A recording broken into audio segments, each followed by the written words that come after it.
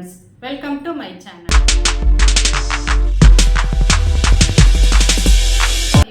நேபாளத்தில் உள்ள மிக முக்கியமான சுற்றுலாத்தலம் பொக்காரா போகாமல் நம்ம நேபாள பயணம் முழுமையடையாது. அந்தளவு அங்கே நிறைய கேவ்ஸு, நிறைய ஏரிகள், குளங்கள் எல்லாம் இருக்கக்கூடிய மிக அழகான ஒரு சுற்றுலாத்தலம். எந்த அளவு இங்கே சுற்றுலா இருக்கோ அந்தளவு இது உலகின் ஆபத்தான நகரங்கள் பட்டியலில் இந்த பொக்காரா இருக்கு. இது இமயமலையின் அடிவாரத்தில் இருக்கக்கூடிய ஒரு அழகான நகரம். ஒரு பெரிய பனிக்கட்டி உருகுனாலோ இல்லை இமயமலையுடைய வெயிட் தாங்காமல் ஏற்படக்கூடிய நிலநடுக்கங்கள் எல்லாமே முதல்ல பாதிக்கும் இந்த பொக்காராவில் அப்படிங்கிறதான் சுற்றுச்சூழல் புவியியலுடைய உண்மை.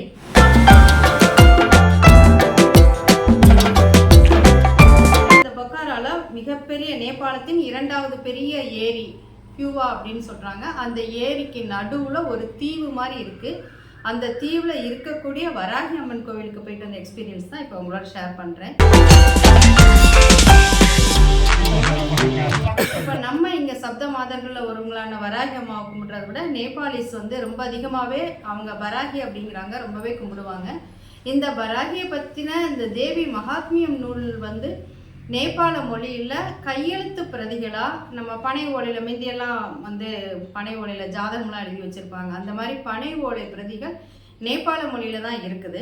அந்தளவு இது அங்கே ஆரிஜின் ஆகிருக்கான்னு தெரில. பட் இங்கே நம்ம சப்த மாதர்கள்னு சொல்கிறோம், அங்கே அஷ்ட மாதர்கள்னு சொல்லி இந்த வராகியை அவங்க ரொம்பவே கும்பிடுவாங்க. அந்த வராகியை தான் அங்கே உள்ள சக்தியாக அவங்க நினைக்கிறாங்க, பெண் சக்தியாக நினைக்கிறாங்க. இந்த வராகி அம்மன் கோவில், இந்த பியூவா லேக்கு ரொம்பவே ஒரு அருமையான எக்ஸ்பீரியன்ஸ் கொடுத்தது. நேபாளத்தில் 7 மாகாணங்கள், 7 ஸ்டேட் இருக்கு. இப்போ இந்த பொக்காரா இருக்கிறது கண்டகி ஸ்டேட்டு. இப்போ நம்ம இந்த கோவிலுக்கு போகும்பொழுது இந்த மாகாணத்தின் சிஎம் வீட்டு வழியாக தான் போக போகிறோம். வாங்க சிஎம் வீட்டை அப்படி வெளியிலேருந்தே பார்த்துக்கிட்டு போகலாம். இப்போ அட் ப்ரெசண்ட் சிஎம்மாக இருக்கக்கூடிய சுரேந்திர ராஜ் பாண்டே தான் இப்போ இந்த சிஎம் வீட்டில் இருக்கிறாரு. இவர் 2024 மேலே தான் இங்கே சிஎம் ஆனார். கோர்க்கா இருந்து தேர்ந்தெடுக்கப்பட்டவர் இவர். நான் வெளியிலலாம் எந்த செக்யூரிட்டியும் இல்லை, நம்ம ஆர்டினரியாகவே பார்த்துக்கிட்டு அதை கடந்து போகிற மாதிரி தான் இருக்குது.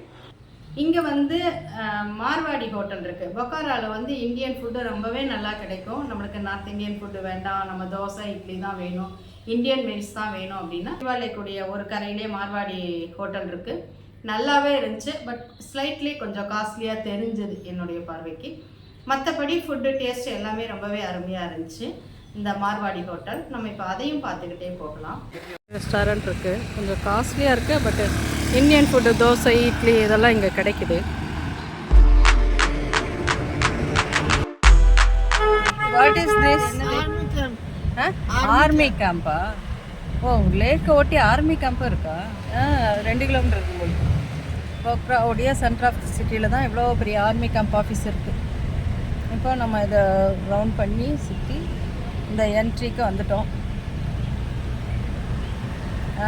This is the front gate of the army camp. மேலே சோல்ஜர்ஸ் இருக்கிறாங்க. ஹார்ட்லி வெல்கம் டு பியூவா லேக்கு. இப்போ இங்கே போட்டிங் போக நம்ம வந்திருக்கிறோம். There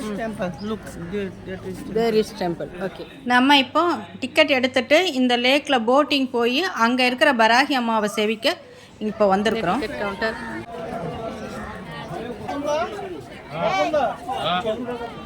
இவர் 1520 நேபாள் மணியில் போட்டிருக்கிறாங்க. Life jacket is compulsory. Go to Barahi temple. அந்த டெம்பிளுக்கு மட்டும் போயிட்டு வர்றதுன்னா 115 ரூபா பர் பர்சன்.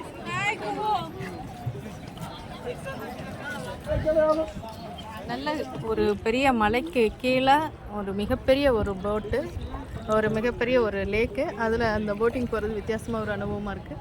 நல்ல நம்ம போக்ராவை தான் மிஸ் பண்ணக்கூடாது. நம்ம இப்போ டிக்கெட் எடுத்துகிட்டு போட் ஏறிட்டோம். 10 பேர் வரை ஏற்றிக்கிறாங்க. எல்லோரும் இந்த மாதிரி தனித்தனியாக டிக்கெட் எடுத்துக்கணும். எதிர்த்தாப்பில் அந்த மரங்கள் சூழ இருக்கக்கூடிய அந்த தீவை நோக்கி போயிட்டுருக்குறோம். இப்போ நம்ம போயிட்டுருக்கிற இந்த ஏரியோடைய சராசரி ஆழம் 70 அடின்னு சொல்கிறாரு. அப்படி ஒரு அருமையான இந்த நேபாளத்தின் 2வது பெரிய லேக்கு. வாய்ப்பு இருக்கிறவங்க, கொஞ்சம் யங்ஸ்டர்ஸாக இருக்கிறவங்க, நேபாளத்தின் முதல் பெரிய லேக் ஏரி ராரா அப்படிங்கிறாங்க. அது மிக உயரத்தில் இருக்குது. இங்கேருந்து 20 மணி நேரத்துக்கு மேலே ட்ராவல் ஆகும் அப்படின்னாங்க பொக்காரால இருந்து. அந்த ஏரி வந்து அவ்வளோ கிறிஸ்டல் கிளியராக அவ்வளோ சூப்பராக இருக்குமா. நம்ம செப்டம்பர், அக்டோபர் அண்டு மார்ச்லேருந்து மே வரை போகிறதுக்கு ரொம்ப ஏற்ற இடம் அப்படின்னாங்க. இந்த ஏரி எவ்வளோ அழகாக இருக்கும்போது இதை விட அது ரொம்ப சூப்பராக இருக்கும் அப்படின்லாம் சொல்லி எங்கள் கைட் சொன்னார். எங்களுக்கு அந்த வாய்ப்பு கிடைக்கல. அதோட சில பிக்சர்ஸ் நான் இதில் அட்டாச் பண்ணியிருக்கிறேன். அவ்வளோ சூப்பராக இருந்துச்சு. வாய்ப்பு இருக்கிறவங்க இந்த ராரா லேக்கு அதில் ஒரு கோவில் இருக்குதான். அந்த ஏரி அதோடைய அந்த ஏரியோடைய ஒரு ஓரத்தில் கோவில் இருக்கான். அந்த கோவில் அங்கே உள்ள அந்த சரணாலயம் எல்லாமே ரொம்ப சூப்பராக இருக்குன்னாங்க. ராரா லேக்கை வாய்ப்பு கிடைக்கிறவங்க போய் பார்க்கலாம்.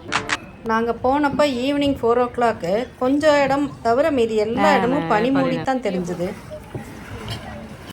ஒரு போட்டுக்கு நம்ம வந்து வாடகைக்கு எடுத்தோம் அப்படின்னா 1 hour இந்த லேக்கில் சுற்றுறதுக்கு 1500 நேபாளி ருபீஸ் ஆகுங்கிறாங்க.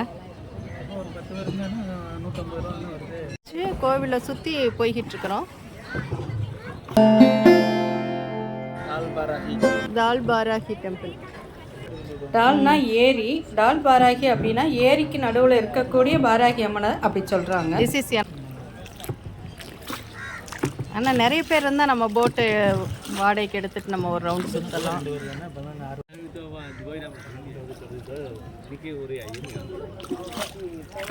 அம்மன் கோவிலில் வெளிப்பிரகாரத்தை சுற்றுற மாதிரி இது தண்ணிக்கு நடுவில் இருக்கக்கூடிய கோவில். போட்லேயே நம்ம இப்போ சுற்றிக்கிட்டு அதுக்கு பிறகு தான் கொண்டு முன்னாடி விடுறாங்க. நம்ம இப்போ வந்து கோவிலை சுற்றி போட்டில் போய்கிட்டு இருக்கிறோம். நல்ல நிதானமாக தான் போய்கிட்டு இருக்கிறாரு. பெடல் போட்டிங் கொடுக்குறாரு.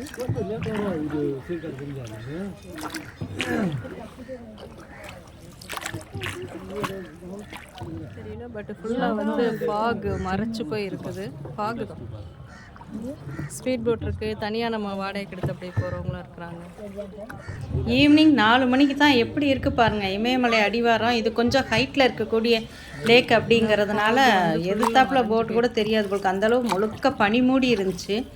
பார்க்கவே நல்லா இருந்துச்சு. ஆனால் ரொம்ப குளிரெல்லாம் செய்யலை. ஓரளவு ஒரு மீடியமான ஒரு கிளைமேட்டில் இருந்துச்சு. இப்போ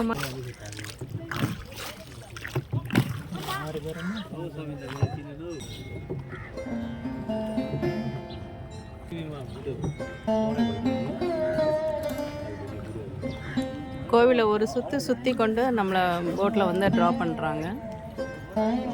லைஃப் ஜாக்கெட் வந்து கம்பல்சரி.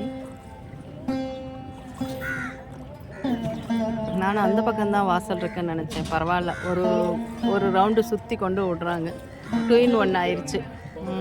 போகும்போது அப்படி, ஏன்னா நம்மளுக்கு அந்த கரையிலேருந்து இது பக்கம்தான். பட்டு நம்மளுக்கு போட்டிங் கொடுக்கணும் அப்படிங்கிறதுக்காக சுற்றி கொண்டு வந்து விட்றாங்க.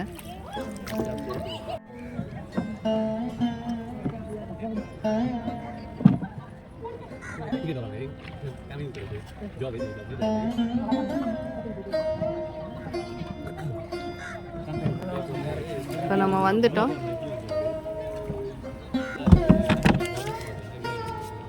இப்போ 90 ரூபா போகுது. 7 மணிக்கு 90 ரூபா.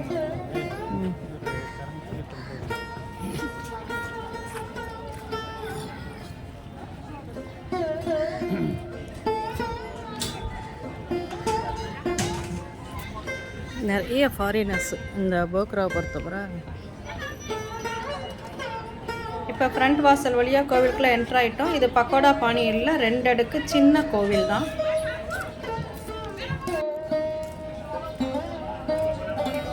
செருப்பு போயிட்டு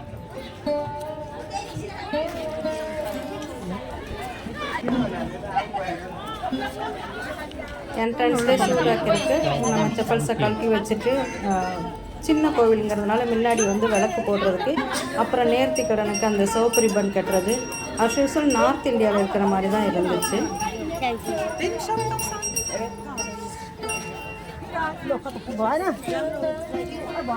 இதுக்கு மேலே வீடியோ எடுக்க அனுமதி இல்லை. உள்ளே வந்து அம்பாள் சின்னதாக இருந்தாங்க. நம்ம மண்டிக்கிட்டு தான் சாமி கும்பிட்ற மாதிரி இருக்கும். அப்புறம் வெளியில் வந்து திலகம் வைக்கிறது குருக்கள் இருந்தாங்க. சின்னதாக அழகான வராகி, இங்கே இருக்கிற அதே வராகி மாதிரி தான் இருக்கிறாங்க. ஆனால் ரொம்ப சின்ன உருவத்தில் ரொம்ப அழகாக நம்மளுக்கு காட்சி கொடுக்குறாங்க. இப்போ நம்ம பார்க்குற சைடில் இருக்கக்கூடிய விநாயகர் கோவில். ஆலு பாரு ஆள் பாராயி சவுதி பாராயி அத்தை தங்கச்சி ஆமாம் சப்த கன்னியர் சப்தம்னா 7 சப்த கன்னியர் இதுங்க 5வது அது 5வது. நீங்கள் வாராகி நாங்கள் வாராகி அது இப்போ வாராகி டிவோட்டிஸ் ஜாஸ்தியாகும். இங்கே வந்து இந்த கோவில் ஊழியராக இருக்கக்கூடிய இந்த அண்ணா இங்கே சென்னை அண்ணா நகரில் 25 வருஷம் வேலை பார்த்துருக்குறாரு. அப்புறம் குடும்பத்தை குழந்தைகளை பிரிஞ்சு அதுக்கு பிறகு இருக்க வேண்டாம் அப்படிங்கிறதுனால என் சொந்த நாட்டுக்கு நான் திரும்பிட்டேன் அப்படின்னு அவர் சொன்னார். ரொம்ப அழகாக தமிழ் பேசுகிறாரு.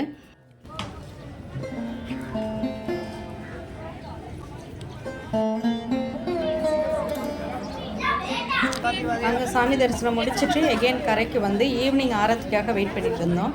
எல்லாம் நம்ம பொக்காராவில் வந்து எல்லா டூரிஸ்ட் பிளேசஸ்லாம் பார்த்துட்டு ஈவினிங்காக இந்த கோவிலுக்கு வந்தோம் அப்படின்னா 4 மணிக்கு வந்தால் சாமி தரிசனம் முடிச்சுட்டு இங்கே ஆரத்தி பார்க்குறதுக்கு சரியாக இருக்கும்.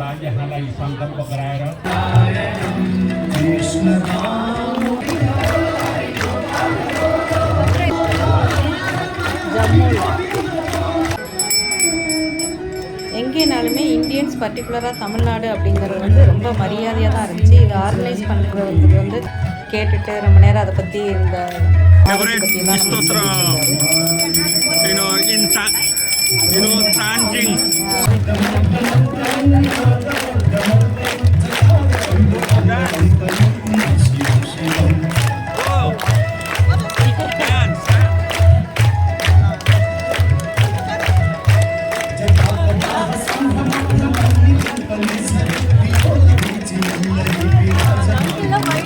அருமையான வாராகி தரிசனம். இந்த ஆரத்தி எல்லாமே பொக்காராவில் வந்து மிக முக்கியமான பார்க்க வேண்டிய ஒன்று. வீடியோ பிடிச்சிருக்குன்னு நினைக்கிறேன். பிடிச்சிருந்தால் லைக் பண்ணுங்கள், ஷேர் பண்ணுங்கள், சப்ஸ்கிரைப் பண்ணுங்கள். அடுத்த வீடியோவில் சந்திப்போம். Thank you friends.